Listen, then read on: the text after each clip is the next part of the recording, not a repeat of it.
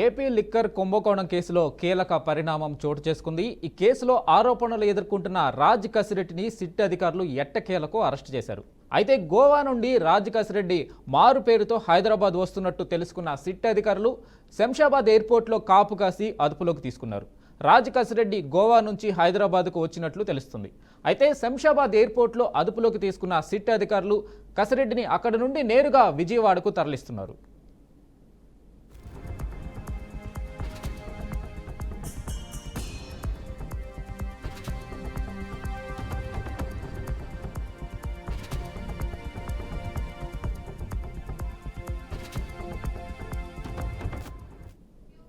ఇక ఇదిలా ఉంటే ఈ కేసులో తనకు ముందస్తు బెయిల్ మంజూరు చేయాలని కోరుతూ గతంలో రాజ్ కసిరెడ్డి హైకోర్టులో పిటిషన్ దాఖలు చేశారు. దీనిపై సోమవారం విచారణ చేపట్టిన న్యాయస్థానం కసిరెడ్డి విజ్ఞప్తిని తోసిపుచ్చుతూ తదుపరి విచారణను వారం రోజుల పాటు వాయిదా వేసింది.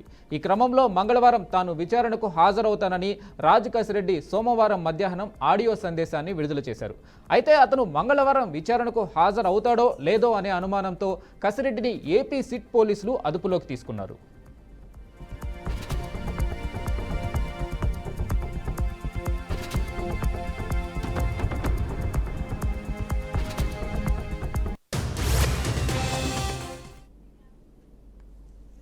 పశ్చిమ గోదావరి జిల్లాలో బెట్టింగ్ రాయళ్లకు పోలీసులు చెక్ పెట్టారు. పాలకొల్లులో 2 క్రికెట్ బుకీలను అరెస్టు చేశారు.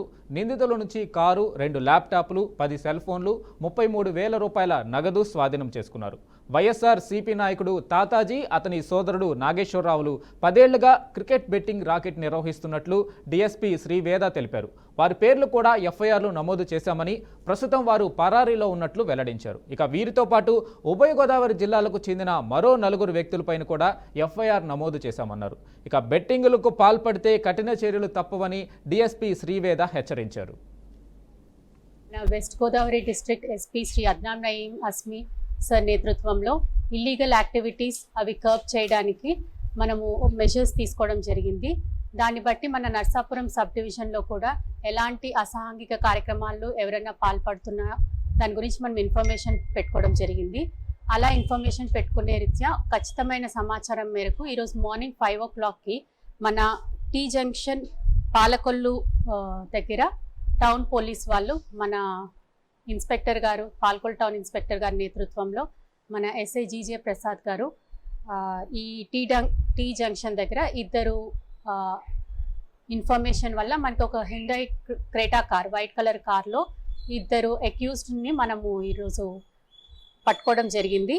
వాళ్ళ details Mandala Venkatrao, son of Narayanarao, 49 years, Achyutapalem, Palakollu town. Second person Erubandi Venkatamurali, son of Ramachandrarao, age 43 years, Boravari Thota, Palakol. వీళ్ళు క్రికెట్ బెట్టింగ్ అనే అసాంఘిక కార్యక్రమాలు పాల్పడడం జరిగింది. వీళ్ళ నుంచి మనము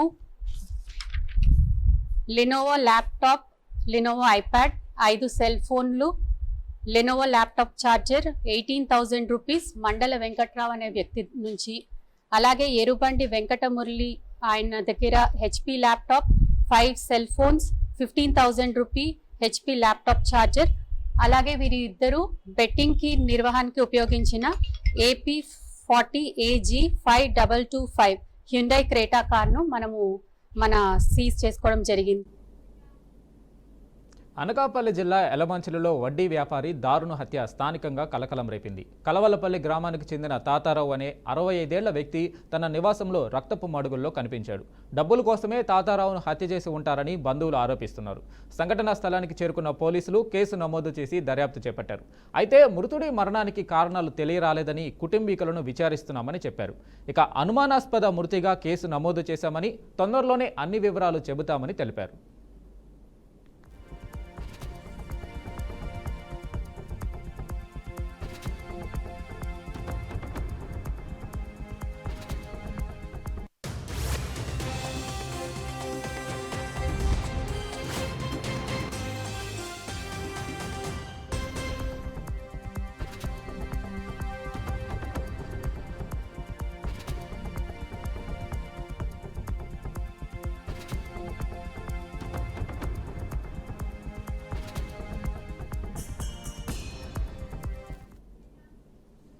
సీఎం సారు మమ్మల్ని కానరా మీరంటూ నిర్మల్ జిల్లా బాసరలోని విశ్వవిద్యాలయంలో పనిచేస్తున్న కాంట్రాక్ట్ అధ్యాపకులు సమ్మె చేపట్టారు. దాదాపు 17 సంవత్సరాల నుండి కాంట్రాక్ట్ పద్ధతిలో సేవలు అందిస్తున్నామని అసోసియేషన్ అధ్యక్షుడు శ్రీశైలం అన్నారు.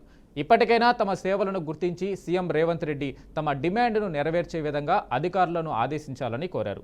కాంట్రాక్టు వ్యవస్థకు ముగింపు పలికి విశ్వవిద్యాలయాల అభివృద్ధికి సీఎం పాటుపడాలన్నారు. ప్రభుత్వం తమ డిమాండ్ను ఒప్పుకునే వరకు నిరవధిక సమ్మె కొనసాగిస్తూనే ఉంటామని కాంట్రాక్ట్ అధ్యాపకులు తేల్చి చెప్పారు.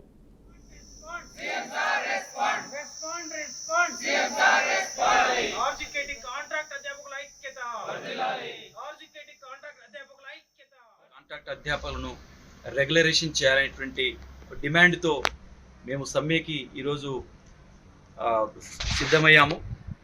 ఈ సందర్భంగా సీఎం రేవంత్ రెడ్డి గారికి మేము కోరేది ఒకటే, ఈ ఆర్జీకేటీ ట్రిపుల్ బాసరా అనే పేరుతో గత 17 సంవత్సరాల నుండి ఈ విశ్వవిద్యాలయంలో కాంట్రాక్ట్ అధ్యాపకులుగా పనిచేస్తూ ఉన్నాము. వెట్టి చాకరీ వ్యవస్థ నుండి ఇంకా మేము బయటపడలేకపోయాము.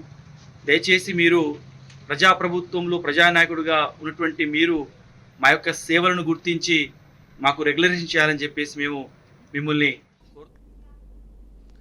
హైదరాబాద్లో దారుణ ఘటన చోటు చేసుకుంది. ముషీరాబాద్ లోయర్ ట్యాంక్ బండ్ పరిధిలో 6 నెలల క్రితం గుర్తు తెలియని వ్యక్తులు ఒక మహిళను హత్య చేశారు.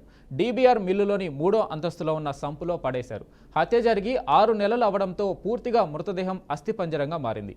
అటుగా వెళ్లిన స్థానికులు అస్థిపంజరాన్ని చూసి షాక్ అయ్యారు. వెంటనే పోలీసులకు సమాచారం అందించారు. విషయం తెలిసిన వెంటనే పోలీసులు ఘటనా స్థలానికి చేరుకున్నారు. కేసు నమోదు చేసి విచారణ చేపట్టినట్లు పోలీసులు వెల్లడించారు.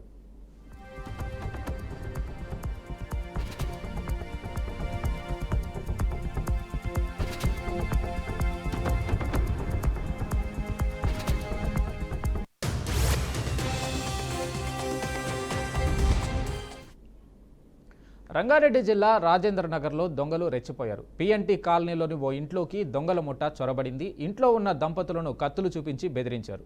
వారి వద్ద ఉన్న 6 తులాల బంగారం, 2 సెల్ ఫోన్లు అపహరించారని బాధితులు తెలిపారు. 4 దుండగులు చోరీకి పాల్పడినట్లుగా చెప్పారు. దొంగలు స్విఫ్ట్ కారులో వచ్చినట్లు తెలిపారు. అనంతరం దంపతులు రాజేంద్ర నగర్ పోలీసులకు ఫిర్యాదు చేశారు. కేసు నమోదు చేసి దర్యాప్తు చేస్తున్నట్లు పోలీసులు వెల్లడించారు. పిఎన్టీ కాలనీలో అందాజా ఉదయం 9:20 నుంచి 9:30 ప్రాంతంలో వైట్ కలర్ షిఫ్ట్ కార్ డిజైర్లో ఒక 5 వ్యక్తులు వచ్చి పిఎన్టీ కాలనీ జాకీర్ అలీ అనే ఇంటికి కొద్ది దూరంలో వెహికల్ పార్క్ చేసుకొని 4 వ్యక్తులు ఇంట్లోకి ప్రవేశించి తలుపు కొట్టి తలుపు తీయగానే ఇంట్లోకి ప్రవేశించి ఇంట్లో ఉన్నటువంటి ఫిర్యాదురాలు భార్యకి కత్తి చూపించి బెదిరించి అల్మారీ ఓపెన్ చేయమని చెప్పి అల్మారీలో ఉన్నటువంటి 6 తులాల బంగారము, 20 తులాల సిల్వర్ మరియు 20,000 క్యాష్ తీసుకొని పారిపోయినారు. అదే కారులో మేము ఇమీడియట్ మాకు ఇన్ఫర్మేషన్ రాగా పోలీస్ స్టేషన్స్, మా డివిజన్లో ఉన్న police stations, clues team, technical team అందరిని పిలిపించి సీసీటీవీ సర్వేలెన్స్ మొత్తం వెరిఫై చేయడం జరుగుతుంది.